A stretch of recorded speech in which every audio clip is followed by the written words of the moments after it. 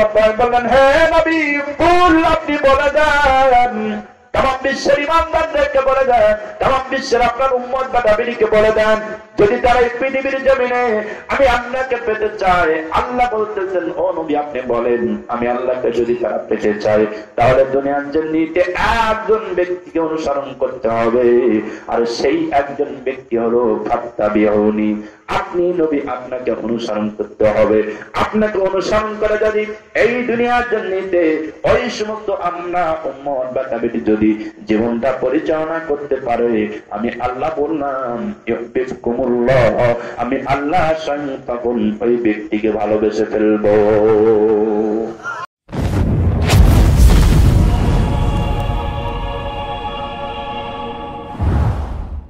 শুনতে চেয়েছো ও সাহাবীরা, সেই আমলকে আমি আল্লাহ তোমাদেরকে বলে দেব। সুবহানাল্লাহ বলবেন না? কত সুন্দর প্রশ্ন করতেছেন আল্লাহ নিজেই। তামাম বিশ্বে ইমানদারদেরকে প্রশ্ন করতেছেন, হে ইমানদারেরা, হাল আদুল্লুকুম, আমি আল্লাহ পাক কি তোমাদেরকে বলে দেব আলা তিজারা, এমন একটা আমল যেই আমলটা তোমরা আমি আল্লাহর কাছে শুনতে চেয়েছো। সুবহানাল্লাহ বলে, সেই আমল যদি তোমরা করতে পারো, ওই আমল যদি তোমরা করতে পারো, তোমরা যে জাহান্নাম থেকে মুক্তি পেতে চাচ্ছ, আমি আল্লাহ সেই জাহান্নাম থেকে তোমাদের মুক্তি দেব। জোরে বলে সুবহানাল্লাহ। ও ভাই, তাহলে এবার আসুন আমরা কোন আমল করলে জাহান্নাম থেকে বাঁচা যাবে, এই আমলগুলো এখনই বলা হবে, আপনারাও মুখস্থ করতে হবে। ঠিক না? জোরে বলেন, আপনাদেরও জানতে হবে, আপনাদেরও মুখস্থ করতে হবে। এই আমলটা হচ্ছে গ্যারান্টিযুক্ত আমল। এই আমল যদি আমরা করি, জাহান্নাম থেকে মুক্তি পাওয়া যাবে, কারণ আল্লাহর শিখানো আমল। কার শিখানো আমল?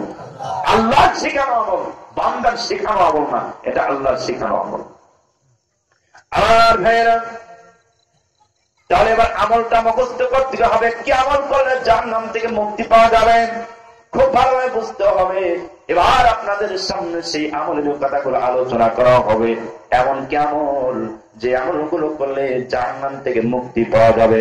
আমার আল্লাহ রাব্বুল আলামিন পরবর্তীতে কোরআনের আয়াত নাযিল করে দিয়া আবার নবীজিকে জানায় দেওয়া হলো, নবীজি আপনি আপনার সাহাবীদেরকে, আপনার উম্মতদেরকে আমলের কথাগুলো আপনি বলে দেন। আমলগুলো হলো তুমিনুনা বিল্লাহ ওয়া রাসূলিহি ওয়া তুজাহিদুনা ফি সাবিলিল্লাহি বিআমওয়ালিকুম ওয়া আনফুসিকুম যালিকুম খায়রুল লাকুম ইন কুনতুম তা'লামুন। আল্লাহ রাব্বুল বলেন, ও ইমানদারেরা, ও নবীজির সাহাবীরা, শোনো, আমল যেটা করতে হবে, সর্বপ্রথম আমল তোমরা শুনে নাও। আবার ভাইরা, আপনারাও শুনেন কোন আমল। সর্বপ্রথম আমল হলো তুমিনুনা বিল্লাহ। আল্লাহ বললেন, জাহান্নাম থেকে যদি তোমরা বাঁচো, তাহলে সর্বপ্রথম যেই আমলটা করতে হবে, সেই আমলটাই হচ্ছে আল্লাহর উপরে তোমাদের ঈমান আনতে হবে। একটু জোরে বলেন তো ভাই, কার উপরে ঈমান? সকলেই কথা বলতে হবে ভাই, কার উপরে ঈমান? আল্লাহ বললেন, ওই ইমানদারেরা, ও নবীজির সাহাবীরা, শোনো রে, এই পৃথিবীর জমিনে জাহান্নাম থেকে যদি তোমরা মুক্তি পেতে চাও, সর্বপ্রথম আমল হলো তুমিনুনা বিল্লাহ, আল্লাহর উপরে তোমাদের ঈমান আনতে হবে। আমার ভাইরা, এখানে যারা আমরা আসছি, সবাই আল্লাহর উপরে ঈমান আনছি, মধুর কালেমা পড়ে লা ইলাহা ইল্লাল্লাহু মুহাম্মাদুর রাসূলুল্লাহ। ঠিক কিনা জোরে বলেন? এই কালিমা পড়ে আমরা ঈমান আনলাম। আমার বন্ধুগণ, খুব ভালোভাবে কথাগুলো বুঝতে হবে। এই যে কালিমা পড়ে আমরা ঈমান এনেছি, আল্লাহ বললেন জাহান্নাম থেকে বাঁচতে হলে সর্বপ্রথম আমল আল্লাহর উপরে ঈমান। আমরা সবাই আল্লাহর উপরে ঈমান আনছি, কিন্তু দুঃখের বিষয় হলো এটাই, এই দুনিয়ার জন্যতে আল্লাহ বললেন আমি আল্লাহর উপরে তোমরা ঈমান আনো। দুঃখের বিষয় হলো এটাই, এই দুনিয়ার জন্যতে এমন কিছু মানুষ আছে যারা আল্লাহর উপরে ঈমান আনা বাদ দিয়া আজকে মানুষগুলো ঈমান আনতেছে পীর সাহেবের উপরে। ঠিক কিনা? জোরে বলেন ঠিক কিনা? এখন আমার মনে করবেন মনে হয় হুজুর পীরের বিরোধী। আপনাদের এলাকায় পীর সাহেব আছে? আছে? ভালোই আছে না? আলহামদুলিল্লাহ। পীর সাহেব থাকা ভালো, পীর মুরিদি থাকা ভালো, আউলিয়া কিরাম থাকবে ওনারা ভালো। তবে পীরের নামের ভণ্ড আছে না নাই? পীরের নামের ভণ্ড গ্রুপ আছে না নাই? পীরের নামের ভণ্ড আছে। এই সমস্ত ভণ্ডরা আজকে তারা আল্লাহর নামের জিকির করা বাদ দিয়ে পীর সাহেবের নামের জিকির করে, পীর সাহেবের নামের গান গায়। আছে না নাই? জোরে বলেন আছে না নাই? দয়াল বাবা কিবলা কাবা আয়নার কারিগর, বলবো নাকি? দয়াল বাবা কিবলা কাবা আয়নার কারিগর, আয়না বসাইয়া দে মোর কলবের ভিতর, বাবারে আয়না বসাইয়া দে মোর কলবের ভিতর। বলে কি বলে না? আমার ভাইয়া, এই কথা যারা বলবেন, এই কথা যারা বিশ্বাস করবে, তাদের কিন্তু ঈমান থাকবে না। সুন্দর করে বলতে হবে। এই কথাকে পরিবর্তন করে একটা সঙ্গীত রচনা করা হয়েছে, বলবো নাকি? দয়াল বাবা ভণ্ড বাবা লাগে আমার ডর, দয়াল বাবা ভণ্ড বাবা লাগে আমার ডর, ফেরেশতারা গুজ্জ মারবে কবরের ভিতর, বাবারে ফেরেশতারা গুজ্জ মারবে কবরের ভিতর। ঠিক কিনা? দয়াল বাবা এমন গুণী, মুদ্দা বাবাই লয় না পানি। কথা ধরে বলতে হবে। আপনারা যদি মানে আওয়াজ না দেন তাহলে কিন্তু ওয়াজ হবে না। ঠিক কিনা ধরে বলেন? ওয়াজ শুনতে হলে আওয়াজ দিতে হবে। কথা বলেন ঠিক কিনা? আমারও ভণ্ডাই দুনিয়ায় আছে, নামাজ নাই, কালাম নাই, পাক নাই, পবিত্রতা নাই, পেশাব করে কোনো ব্যবহার করে না, পেশাব করে ঢেকে কোনো ব্যবহার করে না, পানি ব্যবহার করে না, গোসল দেয় না, নামাজ নাই, কালাম নাই, কিচ্ছু নাই, কাজে দুর্গন্ধ বের হয়। এই সমস্ত মানুষ আজকে বিশ্বাস দাবি করতেছে, আর এক শ্রেণী বিবেকহীন সম্পূর্ণ মানুষ তাদের হাতে মুড়ি ধরছে। জোরে বলেন, জোরে বলেন ঠিক কিনা? দয়াল বাবা এমন গুণী, মুদ্দা বাবাই লয় না পানি, খালি করে টানা টানি পর্দার ভিতর, খালি করে টানা টানি পর্দার ভিতর, ফেরেশতারা গুজ্জ মারবে কবরের ভিতর, বাবারে ফেরেশতারা গুজ্জ মারবে কবরের ভিতর। কথা বলেন ঠিক কিনা? এদের বলতে হবে ঠিক কিনা? আমার সম্মানিত বন্ধুগণ, তাহলে আমি যেটা আপনাদের বলতেছি, ঈমান আনতে হবে কার উপর? জোরে বলেন। ঈমান আনতে হবে আল্লাহর উপরে। আমার বন্ধুগণ, আমরা সবাই আল্লাহর উপরে ঈমান আনছি, কালিমা পড়েছি। ঈমান যখন আনলাম, সঙ্গে সঙ্গে আমরা ঈমানদার হয়ে গেলাম, বিশ্বাসী হয়ে গেলাম। খুব ভালোভাবে বলছেন, কোরআনের আলোচনা আপনাদের মাঝে করা হচ্ছে। আমরা ঈমানদার হয়ে গেলাম, আল্লাহর উপরে ঈমান আনার সাথে সাথে বিশ্বাসী হয়ে গেলাম। আল্লাহর উপরে ঈমান আনার সাথে সাথে এই দুনিয়ার জন্যতে আমরা যখন ঈমানদার থাকতে চাবো, ঈমানদার যখন হতে যাব, ঈমানদার হতে চাইলে এই দুনিয়ায় কিছু কর্মসূচি অবশ্যই আমাদের পালন করতে হবে। আর ঈমানদার থাকতে হলে, বিশ্বাসী থাকতে হলে এই দুনিয়ার জন্য কি কর্মসূচিগুলো পালন করতে হবে। আমার আল্লাহ রাব্বুল আলামিন কোরআনুল কারীমের ভিতরে ঈমানদারদের সংজ্ঞা প্রদান করেছেন।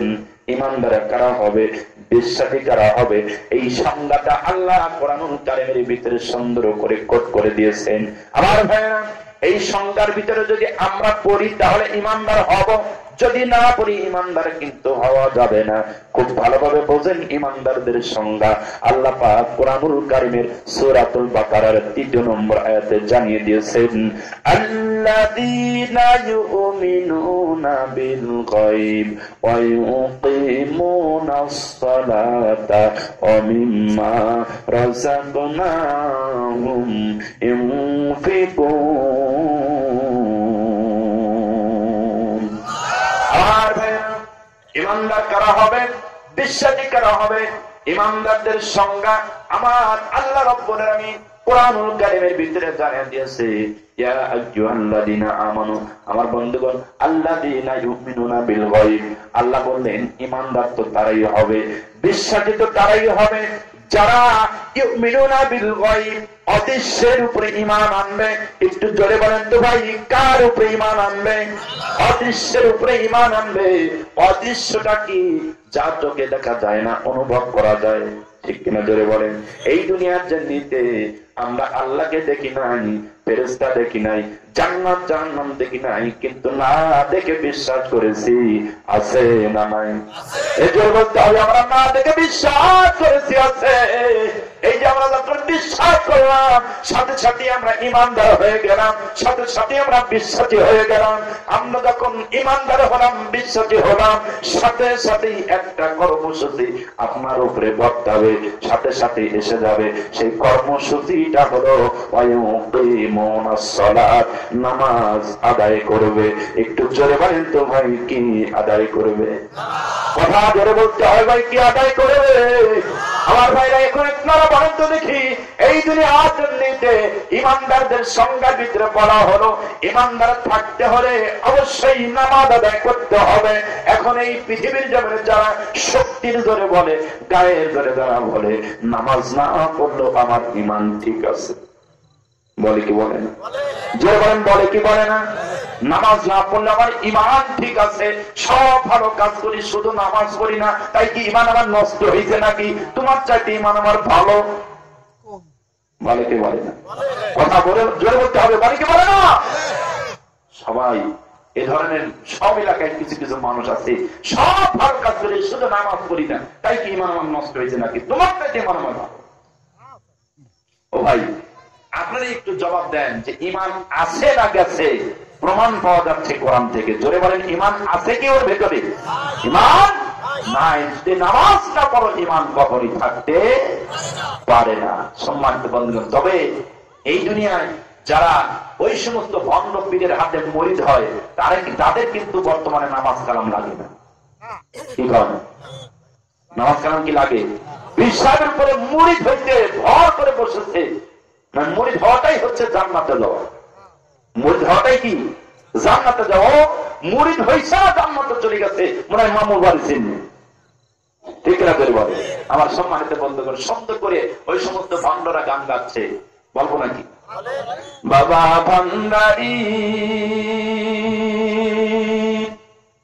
নামাজ কালাম কেন পড়বো, বাবার কথা স্মরণ করবো, রোধাসরে বাবাই করবে পার। বুঝলেন না মনে হয়? জোরে বলে নাউজুবিল্লাহ। এই কথার ভিতরে শিরক আছে না নাই? জোরে বলেন, শিরক আছে না নাই? খুব ভালোভাবে বলছেন, আবার বলতেছি। বাবা ভান্ডারি নামাজ কালাম কেন পড়বো, বাবার কথা স্মরণ করবো, রোধাসরে বাবাই করবে পার।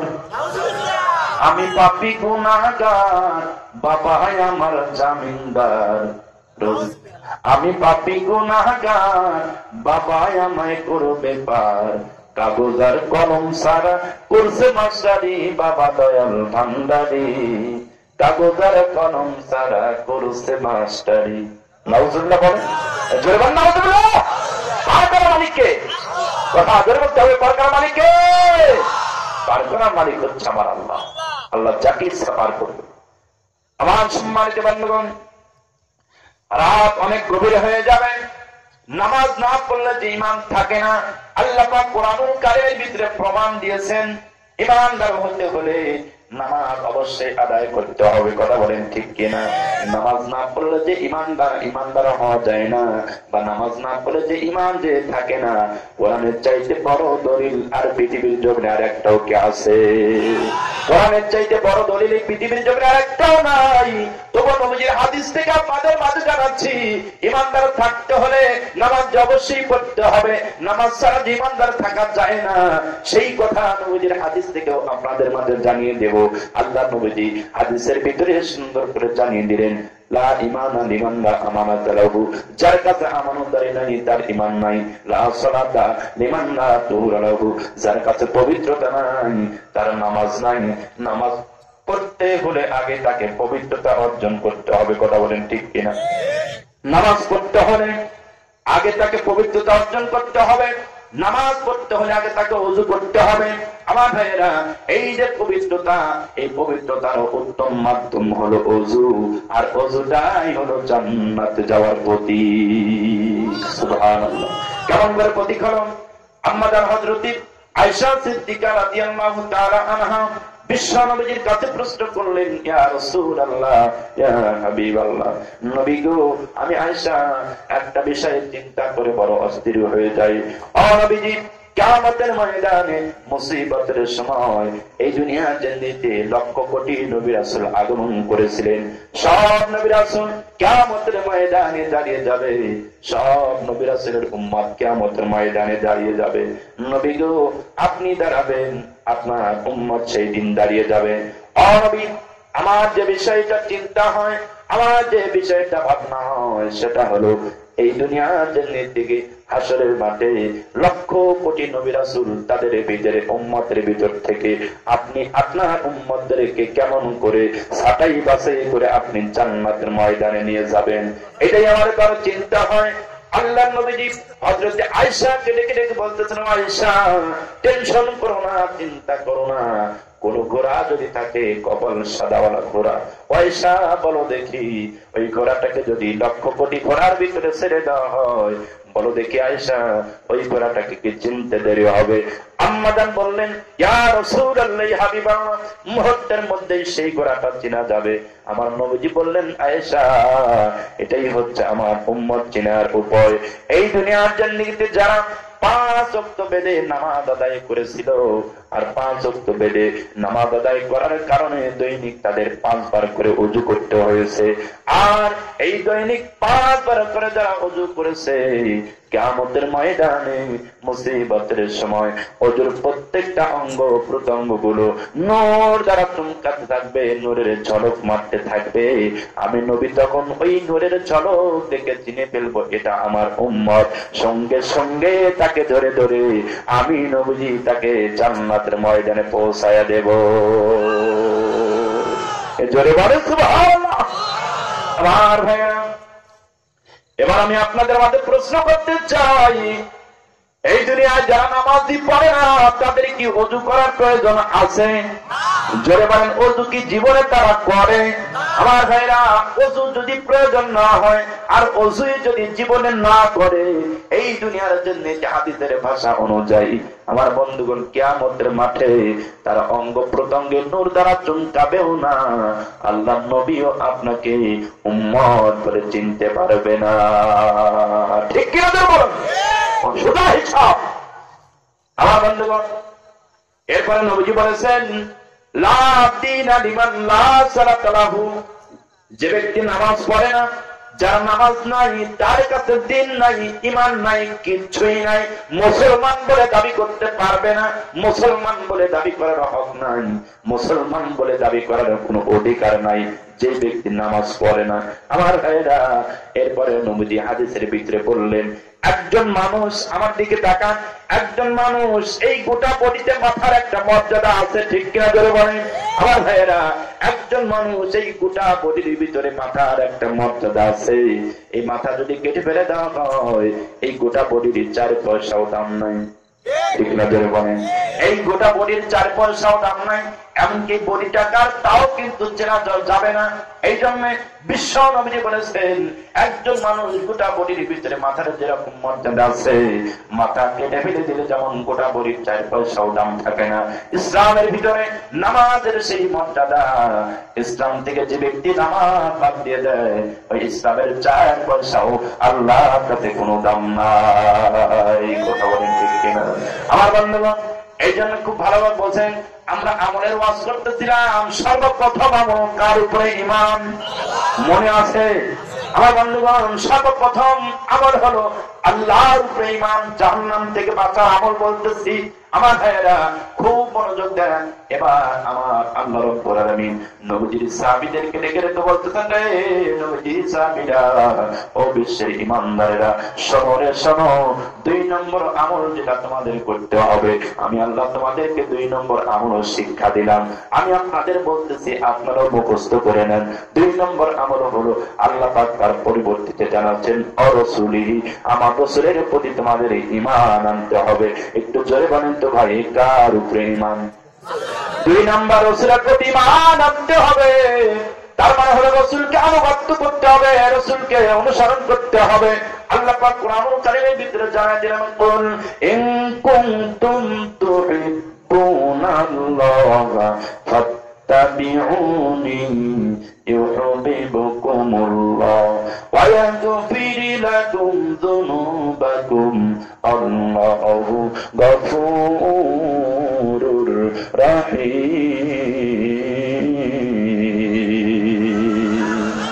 আল্লাহ রাব্বুল বলেন, হে নবী কুল, আপনি বলে দেন, তামাম বিশ্বের ইমানদারদেরকে বলে দেন, তামাম বিশ্বের আপনার উম্মত বা নবীকে বলে দেন, যদি তারা এই পৃথিবীর জমিনে আমি আল্লাহকে পেতে চায়, আল্লাহ বলতেছেন ও নবী আপনি বলেন আমি আল্লাহকে যদি তারা পেতে চায় তাহলে দুনিয়ার জন্যে একজন ব্যক্তিকে অনুসরণ করতে হবে, আর সেই একজন ব্যক্তি হলো ফাত্তাবিউনি, আপনি নবী আপনাকে অনুসরণ করতে হবে।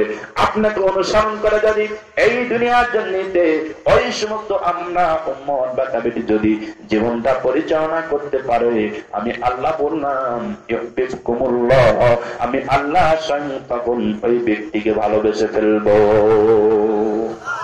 আয়াতুফির লাকুম যুনুবাকুম, শুধু ভালোবেসে ক্ষান্ত হব না, আমি আল্লাহ রাব্বুল আলামিন বললাম আমি আল্লাহ তাদের তামাম জীবনের গুনাহগুলো মাফ করে দেব।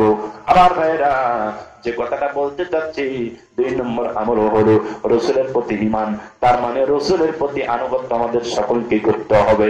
আনুগত্য শুধু করলে চলবে না, রাসূলকে মহব্বত করতে হবে, জীবন দিয়ে ভালোবাসতে হবে। আমার ভাইরা, এই পৃথিবী জমিনে আমরা যারা এখানে বসে আছি, আপনাদের মাঝে আমি জানতে চাই আমার রাসূলকে জীবনের চাইতে বেশি ভালোবাসতে রাজি আছি না নাই? জোর বলেন, রাজি আছি না নাই? আমার ভাইরা, আমরা সবাই বিশ্ব নবীকে জীবনের চাইতে বেশি ভালোবাসতে রাজি আছি। আল্লাহ নবীজি বলেছেন, লা ঈমানা লা ইউমিনু আহাদুকুম হাত্তা আকুনা আহাব্বা ইলাইহি মিন ওয়ালিদিহি ওয়া ওয়ালাদিহি ওয়ান নাসি আজমাইন। ওই ব্যক্তি ততক্ষণ পর্যন্ত পূর্ণ ঈমানদার হতে পারবে না যতক্ষণ পর্যন্ত আমি নবীকে তার আত্মীয়-স্বজনের চাইতে, পাড়া প্রতিবেশীর চাইতে, এমনকি নিজের সন্তানের চাইতে যত সময় পর্যন্ত নিজেকে বেশি না ভালোবাসবে ততক্ষণ পর্যন্ত ওই ব্যক্তি পূর্ণ ঈমানদার হতে পারবে না। এই জন্যে আমার জীবনের চাইতেও আল্লাহ নবীকে বেশি মহব্বত করতে হবে। আমার সম্মানিত বন্ধুগণ, তবে আল্লাহ নবীকে কিভাবে মহব্বত করতে হবে এইটা শিক্ষা নিতে হবে নবীজির সাহাবীদের মাঝখান থেকে। কথা বলে ঠিক কিনা? নবীজির সাহাবায়ে কিরাম আল্লাহ নবীকে কিভাবে ভালোবেসেছেন, কিভাবে মহব্বত করেছেন, এটা আমাদের জানতে হলে সাহাবীদের জীবনী থেকেই জানতে হবে। ঠিক কিনা ধরে বলুন। সম্মানিত বন্ধুগণ, আমি সত্য একটি ঘটনা আমি আপনাদের মাঝে নিয়ে আসতেছি যে নবীকে কিভাবে আমাদের মহব্বত করতে হবে, নবীকে কিভাবে ভালোবাসতে হবে, এই কথা আমি আপনাদের জানানোর জন্য ছোট্ট একটা মদিনার জন্য ঘটনা নিয়ে আসবো। তার আগে আমি বলতেছি, সম্মানিত বন্ধুগণ, এই পৃথিবীর জন্য বিশ্ব নবীজি অনেক কষ্ট করেছেন ইসলামের জন্য, অনেক কষ্ট করেছেন কোরআনের জন্য, অনেক কষ্ট করেছেন কালিমার বাণী প্রচার করার জন্য। বিশ্ব নবীজি বললেন, সাহাবীরা শোনো, আমি নবী এই পৃথিবীর জন্য কোরআনের দাওয়াত দিতে চাইয়া অনেক কষ্ট আমাকে সহ্য করতে হয়েছে। আমি নবীজি কোরআনের দাওয়াত দিতে চাইয়া আমি নবীজির দান মোবারক শহীদ করে ফেলেছি। আমি নবীজি সাহাবীরা শোনো, আমি কোরআনের দাওয়াত দিতে চাইয়া আমি বিশ্ব নবীজির মাথার ভিতরে লোহার হেলমেট ঢুকে পড়েছে। আমার সাহাবীরা শোনো, আমি বিশ্ব নবী কোরআনের দাওয়াত দিতে চাইয়া আমি নবীজির শরীর থেকে রক্তগুলো ঝরেছে। আমার সাহাবীরা শোনো, আমি কোরআনের দাওয়াত দিতে চাইয়া শিবে আবি তালিব নামক জায়গার ভিতরে আমাকে 3টি বছর জেল খাটতে হয়েছে। আমার সাহাবীরা শোনো, শুধু তাই নয়, এই পৃথিবীতে জমিনে কোরআনের রাজ কায়েম করতে গিয়া আমি বিশ্ব নবীকে নিজের বাপ দাদার দেশ ত্যাগ করিয়া আমাকে মদিনায় চলে যেতে হয়েছে। ঠিক না জোর বলেন? আমার বন্ধুগণ জোর ঠিক কিনা? আপনাদের মনে হয় অনেকের ঘুম ধরছে, ঘুমে পড়ে যাচ্ছে ভাই। হ্যাঁ ভাই, ঘুম ধরতেছে নাকি? শেষ করে দেবো, শেষ করে দেবো। তাকবীর করে জানতে লিল্লাহি তাকবীর, লিল্লাহি তাকবীর। আল কোরআনের আলো, আল হাদিসের আলো, লিল্লাহি তাকবীর। আলহামদুলিল্লাহ। অনেকেই জমে যাচ্ছেন, অনেকে হয়তো যারা কাজকর্ম করেন তাদের একটু বিরক্তি হচ্ছে। ঠিক না ধরে বলেন? সম্মানিত বন্ধুগণ, তবে আর সামান্য সময়, আধা ঘন্টা চলবে না? আধা ঘন্টা চলবে না? আধা ঘন্টা চলবে। খুব ভালোভাবে বোঝেন, আমি চেষ্টা করতেছি সংক্ষিপ্ত হারে বোঝানোর জন্য। আমার ভাইয়েরা, আল্লাহ নবীকে কিভাবে মহব্বত করতে হবে আল্লাহ নবীকে কিভাবে ভালোবাসতে হবে শিখতে হবে নবীজির সাহাবীদের মাঝখান থেকে। আর বন্ধুগণ, আল্লাহ নবীজি এই দুনিয়ায় কোরআনের দাওয়াত দিতে যাইয়া এত কষ্ট করেছে। আল্লাহ নবীজি শেষ পর্যন্ত মক্কার জমিনে কিন্তু থাকতে পারে নাই, বাগদাদের জমিনে থাকতে পারে নাই। তাকে নির্যাতন করে নিপীড়ন করে আল্লাহ নবীজিকে পাঠিয়ে দেওয়া হয়েছে মদিনায়। আমার বন্ধুগণ, কিন্তু দুঃখের বিষয় হলো এটাই, বিশ্ব নবী মক্কার জমিনে জন্মগ্রহণ করলেন। বাগদাদের দেশের লোকেরা নবীকে চিনতে পারলো না, বাগদাদের দেশের মানুষেরা নবীকে বুঝতে পারলো না। আল্লাহ নবীকে না চিনিয়া, আল্লাহ নবীকে না বুঝতে পারিয়া পৃথিবী জমিনে নির্যাতন করে নিপীড়ন করে আল্লাহ নবীকে মক্কার জমিন থেকে মদিনায় পাঠিয়ে দেওয়া হচ্ছে। কথা বলেন ঠিক কিনা আমার ভাইরা? আল্লাহ নবীকে যে মদিনায় পাঠিয়ে দেওয়া হচ্ছে, ওই মদিনার জিন্দেগীর সাহাবায়ে কেরাম বিশ্ব নবীকে ঠিকই চিনতে পেরেছিলেন। আল্লাহ নবীকে চিনতে পারিয়া নবীজি আবু বকরকে সঙ্গে করে নিয়া যখন মদিনার জান্নাতে নবী আমার রওনা হয়ে গেছে, আল্লাহ নবীজি সাহাবী আবু বকরকে সঙ্গে করে নিয়া আমার নবীজি মক্কার জমিন ত্যাগ করিয়া মদিনার জান্নাতে আমার নবীজি পাটা বাড়িয়ে দিয়েছে। এইদিকে খবর পৌঁছে গেছে মদিনায়, আল্লাহ নবীজি মক্কা ছাড়িয়া মদিনার জিন্দেগিতে আগমন করতেছে। সাহাবায়ে কেরাম মদিনার সাহাবীরা বিশ্ব নবীজির আগমনের সংবাদ শুনিয়া প্রত্যেকটা সাহাবায়ে কেরাম আনন্দে দুলতেছে। মদিনার আকাশ বাতাস আনন্দে আত্মহারা হয়ে গেছে, পাগল পারা হয়ে গেছে। মদিনার আকাশ বাতাস সবকিছু নবীজির আগমনে খুশিতে নাচতেছে। আমার বন্ধুগণ, বিশ্ব নবীজির সাহাবায়ে কেরাম পাগল পারা হয়ে গেছে। আল্লাহর নবীজির সাহাবী আবু বকরকে সঙ্গে করে নিয়ে মদিনায় বিশ্ব নবীজি আগমন করতেছে। মদিনার সব সাহাবায়ে কেরাম আনন্দে আত্মহারা হয়ে গেছে।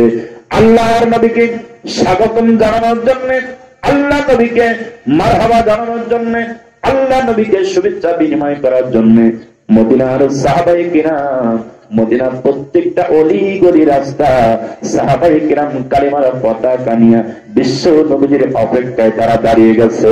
জোরে বলেন সুবহানাল্লাহ। আমার আল্লাহ রাব্বুল আলামিনের হাবিব বিশ্ব নবী যখন মক্কা থেকে বের হয়েছেন, আল্লাহ নবীজি চোখের পানি ছেড়ে দিয়ে আল্লাহর কাছে সাক্ষী দিয়েছেন, আল্লাহ যেই জমিনের লোকেরা তোমাকে তোমার জমিনে থাকতে দেয় নাই, তোমার ঘরের কাছে থাকতে দেয় নাই, ইবাদত বন্দী করতে দেয় নাই, আমাকে পাথর মেরে নির্যাতন করে আমাকে তাড়িয়ে দিচ্ছে মদিনায়। আমার আল্লাহ রাব্বুল আলামিন আমার নবীকে জানিয়ে দিলেন, নবীজি আমার হাবিব আমার বন্ধু, চিন্তা করো না, টেনশন করো না, এই মক্কার জমিনের মানুষেরা তোমাকে জানতে পারে নাই, বুঝতে পারে নাই, যে দেখো মদিনায়, যেই মদিনায় আমি আল্লাহ তোমাকে দিয়ে পাঠাচ্ছি, ও নবী একটা বার মদিনায় গিয়ে দেখো আমি আল্লাহ তোমার জন্য কত উত্তম জিনিসের ব্যবস্থা করে রেখেছি। একটা বার যাও, একটা বার গিয়ে দেখো মদিনার মানুষেরা তোমাকে রাষ্ট্রপ্রধান বানায়া দিবে। সুবহানাল্লাহ। আমার বন্ধুরা, আল্লাহ নবীজি আবু বকরকে সঙ্গে করে নিয়ে মদিনায় রওনা হয়ে গেছে। মদিনার সাহাবায়ে কিরাম বিশ্ব নবীকে স্বাগতম জানানোর জন্য মদিনার প্রত্যেকটা অলি গলি রাস্তা কালিমার পতাকা নিয়ে দাঁড়িয়ে গেছে। আল্লাহর নবীর সাহাবী, মদিনার সাহাবী আমার ভাইরা 3000 সন্তানেরা কালিমার পতাকা নিয়ে বিশ্ব নবীকে স্বাগতম জানানোর জন্য, মদিনার সাহাবীকে বিশ্ব নবীকে স্বাগতম জানানোর জন্য, শুভেচ্ছা বিনিময় করার জন্য মদিনার 3000 ছোট্ট ছোট্ট সন্তানেরা পর্যন্ত আল্লাহ নবীজির মহব্বতে করিয়া পাগল পারা হইয়া মদিনার সানিয়াতুল বিদা নামক পাহাড়ের উপরে নবীজি আমার সাহাবায়ে কেরাম দাঁড়িয়ে গেলেন। আমার বন্ধুগণ, খুব ভালোভাবে বলছেন, আল্লাহ নবীজির সাহাবীরা বিশ্ব নবীকে স্বাগতম জানানোর জন্য দাঁড়িয়ে গেছে। 1 নয় 2 নয় 3000 ছোট্ট ছোট্ট সাহাবীরা আমার ভাইরা, আল্লাহর নবীজির সাহাবীরা কালিমার পতাকা নিয়ে সানিয়াতুল বিদা নামক পাহাড়ের উপর অপেক্ষা করতেছে। আর এইদিকে বিশ্ব নবীজি আবু বকরকে সঙ্গে করে নিয়ে এক পা দু পা করে সামনের দিকে যখন এগিয়ে যাইতেছে, আল্লাহ নবীজি আবু বকরকে সামনে নিয়ে যখন মদিনার সম্মুখে রওনা হয়ে যায়, আল্লাহ নবীর চোখে পড়ে যায় ওই তো সানিয়াতুল বিদা নামক পাহাড়ের উপরে মদিনার ছোট্ট ছোট্ট সন্তানদের দেখা যায়। আল্লাহ নবী খেয়াল করে দেখে রে মদিনার প্রত্যেকটা সন্তানদের হাতে একটা করে পতাকা দেখা যায়, আর এই পতাকার উপরে সুন্দর করে একটা লেখা দেখা যাচ্ছে, লা ইলাহা ইল্লাল্লাহু মুহাম্মাদুর রাসূলুল্লাহ। আল্লাহর নবীজি আবু বকরকে ডেকে ডেকে বলেন, আবু বকর, আবু বকর এই যে তাকিয়ে দেখ। বিশ্ব নবীজিকে বলেন, আবু বকর ওই যে তাকিয়ে দেখ, সানিয়াতুল বিদা নামক পাহাড়ের উপরে ছোট্ট ছোট্ট সন্তান দেখা যায়, ছোট্ট ছোট্ট সন্তানদের হাতে একটা করে পতাকা। আবু বকর ওই যে তাকিয়ে দেখো, প্রত্যেকটা সন্তানদের হাতে যেই পতাকা দেখা যাচ্ছে ওই পতাকার উপরে সুন্দর করে কালিমা দেখা যায়। আবু বকর রে, আমার মনে চায় আমি এই পথ দিয়ে রওনা হয়ে যাই, চলো যাই আমরা এই পথ দিয়ে রওনা হয়ে যাই। আল্লাহর নবীজি আবু বকরকে সঙ্গে করে নিয়ে সানিয়াতুল বিদা নামক পাহাড়ের দিকে রওনা হয়ে গেলেন। আমার ভাইয়েরা, আল্লাহ নবীজি এক বহু পা করে যখন সানিয়াতুল বিদা নামক পাহাড়ের উপকণ্ঠে যখন পৌঁছে গেছে, এই দুনিয়ায় দেখবেন ছোট্ট ছোট্ট সন্তান যারা আছে, ছোট্ট ছোট্ট সন্তান গুলো কিছু সময় মাকে না পাইলে, বাপকে না পাইলে হাউমাউ করে দুনিয়ার জিন্দেগিতে কান্দে। কথা বলেন ঠিক কিনা? আমার ভাইয়েরা, বিশ্ব নবীজির সাহাবীরা কালিমার কথা কিনে দাঁড়িয়ে আছে। আল্লাহ নবীজি যখন এক পাও দু পাও করে মদিনার সানিয়াতুল বিদা নামক পাহাড়ের উপরে দাঁড়িয়ে গেছে, মদিনার সাহাবাইরা আল্লাহ নবীকে পাইয়া হাউমাউ করে কান্না শুরু করে দিয়েছে। আর ডেকে ডেকে বলে, ইয়া রাসূলুল্লাহ, ইয়া হাবিবাল্লাহ, নবী গো আপনি আসবেন, মদিনার জন্য আগমন করবেন। আমরা মদিনার সন্তানেরা খবর পাইছি, নবীজি মদিনার সন্তানেরা আজকে খবর পাইয়া আজকে 7 দিন হলো দাঁড়িয়ে আছি, কেউ 5 দিন হলো দাঁড়িয়ে আছি, কেউ 7 দিন হলো দাঁড়িয়ে আছি, কেউ 3 দিন হলো দাঁড়িয়ে আছি, কেউ 1 দিন হলো দাঁড়িয়ে আছি। ও নবীজি আপনি আসবেন, আপনাকে শুভেচ্ছা বিনিময় করবো, মারহাবা জানাবো, স্বাগতম জানাবো। নবীজি এই আশায় আপনার প্রতীক্ষায় আমরা দাঁড়িয়ে আছি। ও নবীজি আল্লাহ কসম করে বলতেছি, এই যে আমরা আপনার প্রতীক্ষায় দাঁড়ায় আছি, আপনি কোন সময় আসবেন এই আশায় আমরা দাঁড়িয়ে আছি। আল্লাহ কসম করে বলতেছি, নবী গো আমাদের পেটের ভিতরে কোনো খোদার ভাব হয় না। জোরে বলবেন না সুবহানাল্লাহ? কেউ বলতেছে 7 দিন, কেউ বলতেছে 5 দিন, কেউ বলতেছে 3 দিন, কেউ বলতেছে 1 দিন। আল্লাহ কসম করে বলতেছে নবী এই যে আমরা দাঁড়িয়ে আছি কোন খোদার ভাব আমাদের ভিতরে হয়। সুবহানাল্লাহ। আমার ভাইরা, মদিনার সন্তান বলে, ইয়া রাসূলুল্লাহ, ইয়া হাবিবাল্লাহ, নবী গো এই যে আমরা দাঁড়িয়ে আছি, ও নবীজি আপনাদের শুভেচ্ছা বিনিময় করবো, স্বাগতম জানাবো, মারহাবা জানাবো। নবীজি একটু নামেন, কোরআন থেকে একটু নামেন, আমরা মদিনার সন্তানদের সঙ্গে একটু মুসাফা করেন, আমরা মদিনার সন্তানদের সঙ্গে একটু কোলাকুলি করেন। কারণ হলো আপনার অপেক্ষায় আমরা দাঁড়িয়ে আছি আপনাকে স্বাগতম জানানোর জন্য, আপনি তাড়াতাড়ি করে নামেন। আল্লাহ নবীজি মদিনার সন্তানদের অবস্থা দেখিয়া নবী আমার সহ্য করতে পারে না, লাফায়া ঘোড়া থেকে লাফ দিয়ে নামলেন। আল্লাহ নবীজি ঘোড়া থেকে লাফ দিয়া নামিয়া বিশ্ব নবীজি সাহাবায়ে কেরামদের সঙ্গে মুসাফা করে, আল্লাহ নবীজি ছোট্ট ছোট্ট সাহাবীদের সঙ্গে কোলাকুলি করে। আল্লাহ নবীজি যখন মুসাফা করতেছে, আল্লাহ নবী যখন কোলাকুলি করতেছে, মদিনার সন্তানেরা সহ্য করতে পারে না। আল্লাহ নবীকে পাইয়া তারা 2 চোখের পানি ছেড়ে ছেড়ে কান্দে। আমার নবীও কান্দে, আবু বকর কান্দে, মদিনার সন্তানেরাও চোখের পানি ছেড়ে দিয়া কান্দে। আল্লাহ নবীকে পাইয়া এতই আনন্দ তারা পাইতেছে, চোখের পানি ছেড়ে দিয়া বিশ্ব নবীর নামের উপরে নাতে রাসূল পেশ করা শুরু করে দিয়েছে। কে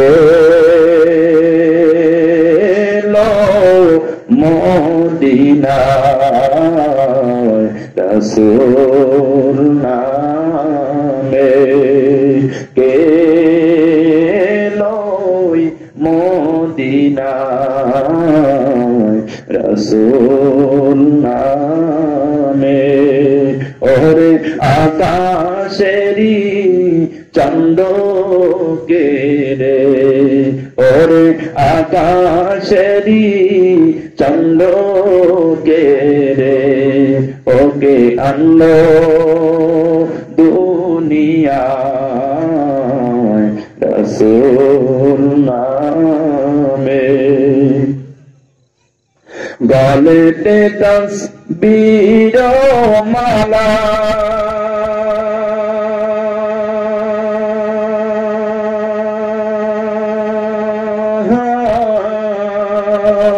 কে চলে ওই কামলিওয়ালা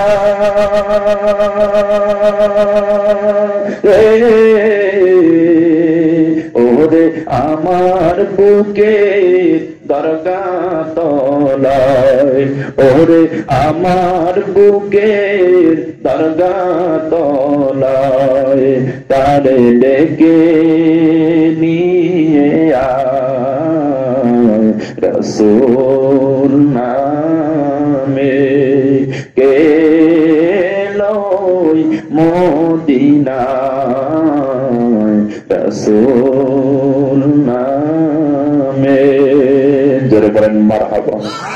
আমার ভাইরা আল্লাহ নবীজির সাহাবীরা বিশ্বনবীকে পাইয়া আমাদের রাসূল পেশ করতেছি, ইয়া রাসূলুল্লাহ ইয়া হাবিবাল্লাহ আপনি এসেছেন আমাদের সঙ্গে মুসাফা করেন, কোলাকুলি করেন। আল্লাহ নবীজি কান্দে, আবু বকর কান্দে। বিশ্ব নবীজি মদিনার সন্তানদের অবস্থা দেখিয়া আল্লাহ নবীজির সন্তানদের ডেকে রেখে বলেন, এ মদিনার ছেলেরা, ও মদিনার মেয়েরা, আজকে যেইভাবে তোমার আমি বিশ্ব নবীকে সম্মান করতেছ, যেইভাবে আমি নবীকে মারহাবা জানাচ্ছ, শুভেচ্ছা বিনিময় করতেছ, মদিনার সন্তানেরা আমি তোমাদের অবস্থা দেখিয়া তোমাদের সম্মান করা দেখিয়া আমি বিশ্ব নবীজির অন্তরটা খুশি হয়ে গেছে। মদিনার ছেলেরা, মদিনার মেয়েরা, আমি বিশ্ব নবীজি মনটা ভরে গেছে।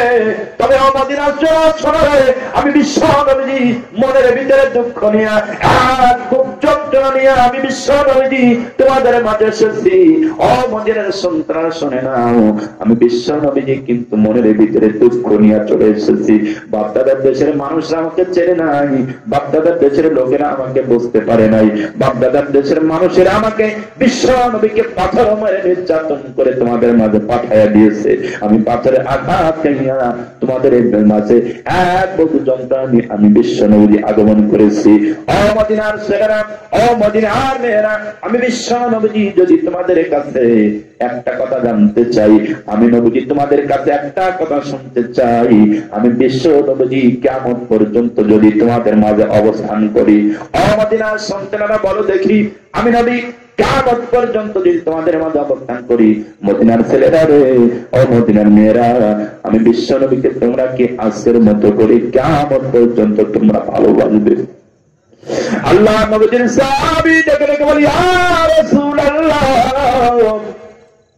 ইয়া হাবিবাল্লাহ, নবী গো, আপনি যদি এই দুনিয়ায় কিয়ামত পর্যন্ত আমরা মদিনার সন্তানদের মাঝে আপনি যদি অবস্থান করেন, ও নবীজি, এই মুহূর্তে আমরা 3000 সন্তানের আপনার হাতে কালেমা পড়ে মুসলমান। নবীজি একসঙ্গে আমরা ঈমান এনেছি।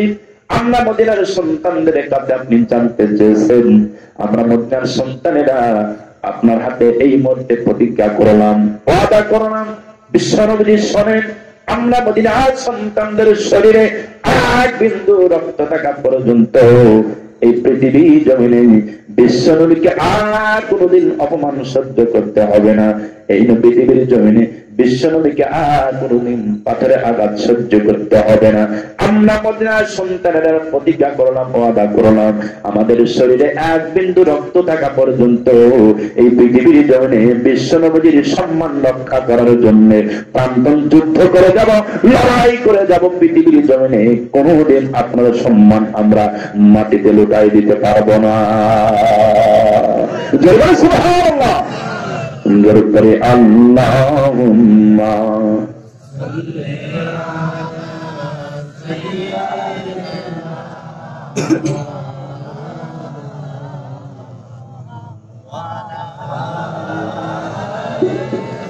সাইয়্যিদিনা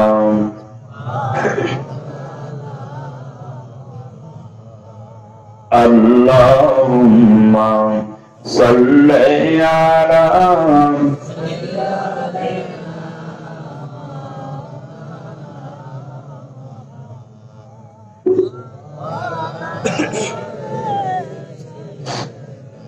রাসূলিনা।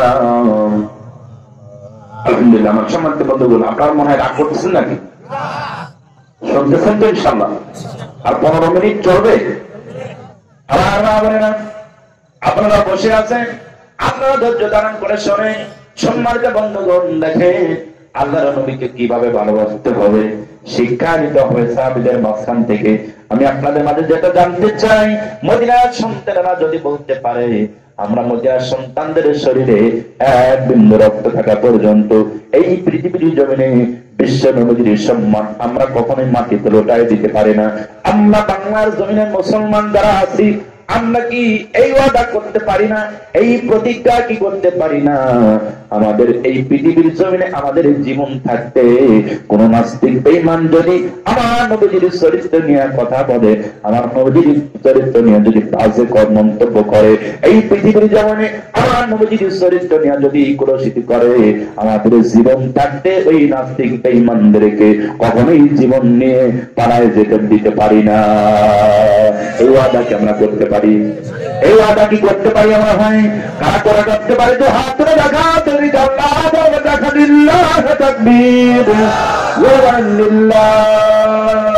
তুমি আলহামদুলিল্লাহ। আমরা এই ওয়াদা কিন্তু প্রত্যেকটা মাহফিলে আমি করাই, যে দেখি যে নবীর আশিক কিরকম আছে। সব জায়গায় নবীর আশিক পাওয়া যায়, যদিও হুজুরকে বানানি, হুজুরকে হাত তুলে ফেলি, কি বলেন আশিক আমরা পাওয়া পাই, আশিক পাওয়া যায়। কিন্তু আমি একটা জিনিস ভেবে চিন্তা পাই না যে আশিক আমরা দাবি করি ঠিক, কিন্তু সত্যিকারের আশিক তো পাওয়া যায় না। কারণ এই জমিনে নাস্তিক বেঈমানদের অভাব নয়, যে নাস্তিক বেঈমানরা এই পৃথিবীর জমিনে আমার নবীর চরিত্র নিয়ে কথা বলে, আমার নবীর চরিত্র নিয়ে বাজে মন্তব্য করে। এই পৃথিবীর জমিনে আমরা কেমন নবীর আশিক হলাম, কেমন নবীর প্রেমিক হলাম, যে এই পৃথিবীর জমিনে ওই সমস্ত নাস্তিক বেঈমানদের বিরুদ্ধে একটা বারের জন্য আমরা সংগ্রাম করার জন্য মাঠে নামি নেই। নাফসি কি নাফসি কি নামি নাই? কেন কেন নামি নাই? যদি মেরে দেয়, ঠিক না? জোরে বলেন, যদি মেরে দেয়। কিন্তু আমার কথা হলো, আসলে যারা নবীর সৈনিক, আসলে যারা আমরা নবীর প্রেমিক, আমরা তো কখনোই মরণের ভয় করি না। কথা বলেন ঠিক কিনা? নবীর প্রেমিকেরা দিশাহারা মরণের ভয় করে না, প্রেম তো মরে না। প্রেম কইরাছে মুসা নবী তোর পাহাড়ের উপর উঠি গো, খোদা নূরে পাহাড় জলে তবু মুসা জলে না, প্রেম তো মরে না। সম্মানিত বন্ধুগণ, যে কথাটা আমি আপনাদের মাঝে বলতে চাচ্ছি, এই জমিনে নাস্তিকদের অভাব নাই। একজন নাস্তিক এই দুনিয়ায় ছিল, সে আবার কবি, কবিতা লেখার কথা পেল না। দেখেন কত বড় জঘন্য কথা বলেছে। সে বলতেছে সে একজন কবি, সে বলতেছে নবী মোহাম্মদ হলো লুচ্চা, তা না হলে এতগুলি স্ত্রী কেন লাগবে? নাউজুবিল্লাহ। জোরে বলবেন না? জোরে বলবেন না? নাউজুবিল্লাহ। ও ভাই, এত বড় কথা যদি আমাদের এই দেশে দাঁড়িয়ে বলে, আমরা কি সহ্য করতে পারি? কথা বলেন, সহ্য করতে পারি? সহ্য করতে পারি। আর একজন কবি এই দেশে ছিলেন, কবির ভিতরেও পার্থক্য আছে। আরেকজন কবি এই দেশে ছিলেন, এদেশের তাওহীদি জনতা হৃদয় স্পন্দন কাজী নজরুল ইসলাম। তিনি আবার আমার নবীকে এতই পছন্দ করলেন, আমার নবীকে এতই ভালোবাসলেন, আমার নবীকে এতই মহব্বত করলেন, নবীজির শানে কাজী নজরুল ইসলাম ৪,৫০০-এর বেশি গজল উপহার দান করলেন। জোরে বলেন সুবহানাল্লাহ। তিনি সুন্দর করে বলতেছেন, মুহাম্মাদের নাম যে আমার বুকে মুহাম্মাদের নাম দে আমার বুকে, সেই নামেরই আশিকে আমি জপি সে নাম সুখে দুঃখে। মুহাম্মাদের নাম দে আমার বুকে। দেখেন কথার ভিতরে পার্থক্য আছে না? একজন কবি বলতেছে মোহাম্মদ হলো লজ্জা, আর একজন বলতেছে মোহাম্মদ আমার বুকে। কোথায়? আমার বন্ধুগণ, আরেকজন কবি এই দেশে ছিল, দুইজনে বিদায় নিয়ে গেছে, ইতিমধ্যে চলে গেছে। সে আজানকে পছন্দ করলো না, আজানের শব্দ তার ভালো লাগলো না। সে আজানকে নিয়ে বললো যে মসজিদ থেকে যখন মুয়াজ্জিন আজান দেয় তখন আমার কানে এমন শব্দ যেন ভেসে আসে যেন বেশ্যা তার খরিদ্দার ডাকতেছে। জোরে বলেন, জোরে বলেন নাউজুবিল্লাহ। আরেকজন কবি যার কথা জি হ্যাঁ বলাই কঠিন, জঘন্যতম কথা। আরেকজন কবি যার কথা বললাম কাজী নজরুল ইসলাম, তিনি আবার আজানকে এত ভালোবাসলেন, এত পছন্দ করলেন, মসজিদটাকে এতই পছন্দ করলেন, তার লেখনের ভিতরে কাজী নজরুল ইসলাম সুন্দর করে বললেন, মসজিদেরি পাশে আমার, মসজিদেরি পাশে আমার কবর দিও ভাই, যেন গড়ে থেকে মুয়াজ্জিনের আজান শুনতে পাই। মসজিদেরি পাশে আমার কবর দিও ভাই, আমার গোরের পাশ দিয়ে ভাই নামাজিরা যাবে, পবিত্র সেই পায়ের ধ্বনি এ বান্দা শুনতে পাবে। বড় আজাব থেকে গুনাহগার, বড় আজাব থেকে গুনাহগার পাইবে রেহাই।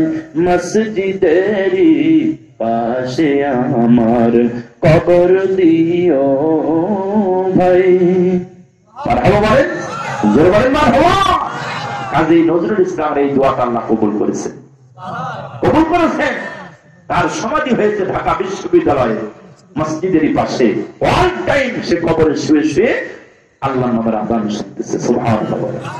সম্মানিত বন্ধুগণ, আল্লাহর নাম শুনলে অনেকের গায়ে আগুন ধরে যায়, আল্লাহর নাম শুনলে অনেকের গায়ের ভিতরে আগুন ধরে যায়, আল্লাহর নামের তাকবীর শুনলে অনেকের গায়ে আগুন ধরে যায়। সম্মানিত বন্ধুগণ, এই ধরনের লোক এই জমিনে অনেক আছে, আছে না নাই? জোরে বলেন আছে না নাই? সত্যের পক্ষে কান্দাই বলে আমি বিদ্রোহী, সত্যের পথে ডাকি বলে আমি বিপ্লবী। বলো না খারাপ? কোরআনের কথা দিকে কি আসে? আমার সম্মানিত বন্ধুগণ, খুব ভালোভাবে বুঝতে হবে। আল্লাহ রাব্বুল আলামিন কোরআনুল কারীমের ভিতরে বলতেছেন, সাহাবীরা শোনো, 2 নম্বর আমল যেটা তোমাদের করতে হবে সেই আমলটা হচ্ছে রাসূলের প্রতি ঈমান। মনে আছে নাকি? রাসূলের প্রতি ঈমান আনতে হবে, রাসূলকে জীবনের চাইতে তোমাদের বেশি মহব্বত করতে হবে, ভালোবাসতে হবে। তার আদর্শ এই দুনিয়ার জমিতে প্রতিষ্ঠিত করার জন্য তোমাদের চেষ্টা করতে হবে। এবার আমার আল্লাহ রাব্বুল আলামিন বললেন, ও ইমানদার নবীজির সাহাবীরা শুনে নাও, আমল শুনতে চাইছো, আমি আল্লাহ তোমাদেরকে আমল বর্ণনা করতেছি। কোন আমল করলে জাহান্নাম থেকে তোমরা মুক্তি পেয়ে যাবে। শোনো, এই আমলগুলো করো, জাহান্নাম থেকে তোমরা মুক্তি পাবে। 3 নম্বর আমল তোমরা শুনে নাও, আল্লাহ রাব্বুল আলামিন কোরআনুল কারীমের সূরা সাফের ভিতরে 3 নম্বর আমল শেখায় দিচ্ছেন, অতুজাহিদুনা ফি সাবিলিল্লাহি বিআমওয়ালিকুম ওয়া আনফুসিকুম যালিকুম খায়রুল লাকুম ইন কুনতুম তা'লামুন। আমার বন্ধুগণ, আল্লাহ রাব্বুল আলামিন তাম বিশ্বের ঈমানদারদেরকে 3 নম্বর আমল শিক্ষা দিচ্ছেন। হে ঈমানদাররা শোনো, অতুজাহিদুনা ফি সাবিলিল্লাহ, তিন নম্বর আমল যেটা তোমাদের করতে হবে জাহান্নাম থেকে বাঁচতে হলে, এই 3 নম্বর আমল হলো আতুজাহিদুনা ফি সাবিলিল্লাহ, আমি আল্লাহর রাস্তায় তোদের জিহাদ করতে হবে। একটু জোরে বলেন তো ভাই কি করতে হবে? কথা জোরে বলতে হবে ভাই, কি করতে হবে? আল্লাহ বললেন 3 নম্বর আমল, জাহান্নাম থেকে যদি তোমরা বাঁচো তাহলে তোমরা জিহাদ করো আমি আল্লাহর রাস্তায়। আমার ভাইরা, আল্লাহ বললেন জাহান্নাম থেকে বাঁচার উপায় হলো জিহাদ করো আল্লাহর রাস্তায়। কিন্তু দুঃখের বিষয় হলো এটাই, এই জিহাদের কথা আমরা হুজুররা যখন এই জমিনে আলোচনা করি অনেক জায়গায় আমরা হয়ে যাই উগ্রবাদী। ঠিক কিনা জোরে বলেন? আমরা যখন হুজুরেরা এই জিহাদের কথা আলোচনা করি সঙ্গে সঙ্গে হয়ে যায় আমরা জঙ্গিবাদী। আমরা যখন হুজুরেরা এই জিহাদের কথা আলোচনা করি সঙ্গে সঙ্গে হয়ে যাই আমরা মৌলবাদী। ঠিক কিনা জোরে বলেন? কেন আমরা এটা হব? আল্লাহ বললেন ও বান্দা ও বান্দি শোনো, আমার কথা নয় কোরআনের কথা, যদি জাহান্নাম থেকে বাঁচতে চাও 3 নম্বর আমল হলো আতুজাহিদুনা ফি সাবিলিল্লাহ, আল্লাহর রাস্তায় তোমাদের জিহাদ করতে হবে, আল্লাহর রাস্তায় তোমাদের সংগ্রাম করতে হবে। এখন আমরা যদি সংগ্রাম করি আমাদের পক্ষে কেন এত গালি আসবে? ঠিক কিনা জোরে বলেন? তার মানে কি, যে বদলটা আমি বলতেছিলাম সত্যের পক্ষে গান গাই বলে আমি বিদ্রোহী, সত্যের পথে ডাকি বলে আমি বিপ্লবী, কোরআনের কথা বলি তাই বলে আমাকে মৌলবাদী, জিহাদের কথা বলি তাই বলে আমাকে জঙ্গিবাদী। বিদ্রোহী বিদ্রোহী বিপ্লবী মৌলবাদী কেন জঙ্গিবাদী, বিদ্রোহী বিপ্লবী মৌলবাদী কেন জঙ্গিবাদী? ঠিক না জোরে বলেন? সত্যের পক্ষে গান গাই বলে আমি বিদ্রোহী, সত্যের পথে ডাকি বলে আমি বিপ্লবী, কোরআনের কথা বলি তাই বলে আমাকে মৌলবাদী, জিহাদের কথা বলি তাই বলে আমাকে জঙ্গিবাদী। আমি বিদ্রোহী বিদ্রোহী বিপ্লবী মৌলবাদী কেন জঙ্গিবাদী, বিদ্রোহী বিপ্লবী মৌলবাদী কেন জঙ্গিবাদী? জন্মের পরে কানে আজান কি দেয়নি, তুমি মৌলবাদী ছাড়া হওনি। কথা বলা ঠিক কিনা? আমার বন্ধুগণ, মুসলমান সত্যি জন্মের সাথে সাথে ডান কানে আজান বাম কানে ইকামত দেওয়া হয়েছে কি হয় নাই? জয়বান হয়েছে কি হয় নাই? এখন তো দেওয়ার প্রয়োজন হয় না, কারণ এখন সন্তানাদি জন্মগ্রহণ করে কোথায়? সিজারে। ক্লিনিকে কি আজান দেওয়ার সিস্টেম দেখছেন? সন্তান জন্মগ্রহণ করলে আজান দিচ্ছে দেখছেন নাকি আপনারা? আজান দেওয়ার প্রয়োজন হয় না। কোন সন্তান যদি আজান না দেয়, আল্লাহর নামে যদি কানে না যায়, তাহলে সন্তান গুলো কেমন হবে ভাই? হ্যাঁ, কেমন হবে?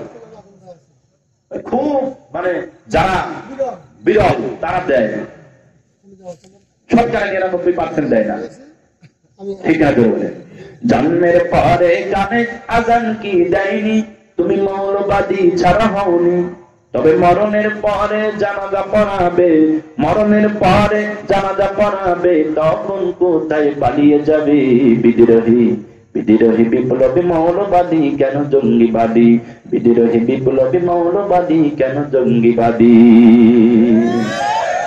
আপনারা বিরক্ত হচ্ছেন, আলোচনার দিকে ফিরে যাই। আমার ভাইয়েরা, অনেক রাত হয়ে যাচ্ছে, আজ সামান্য 5-10 মিনিট আলোচনা করব। আমার বন্ধুগণ, আলোচনা শেষের দিকে নিয়ে এসেছি। আল্লাহ বলেছেন আমল যদি করো, জিহাদ করো আমি আল্লাহর রাস্তায়। আল্লাহর কাছে আমরা প্রশ্ন করেছি, আল্লাহ কেন আমরা জিহাদ করব? আল্লাহর কাছে প্রশ্ন আছে, কিন্তু কিসের জন্য জিহাদ করো? আমি আল্লাহর কোরআনের আইন জমিনে বাস্তবায়ন করার জন্য, নবীজির দ্বীন প্রতিষ্ঠিত করার জন্য তোমরা জিহাদ করো আমি আল্লাহর রাস্তায়। এবার আল্লাহর কাছে প্রশ্ন আবার করলাম, আল্লাহ হবে সেই পরবর্তী কর্মসূচি হলো নবীজির দ্বীন বাস্তবায়ন করার জন্য আন্দোলন করো, জিহাদ করো। এই হচ্ছে আমল, এই 3টা হচ্ছে আমল।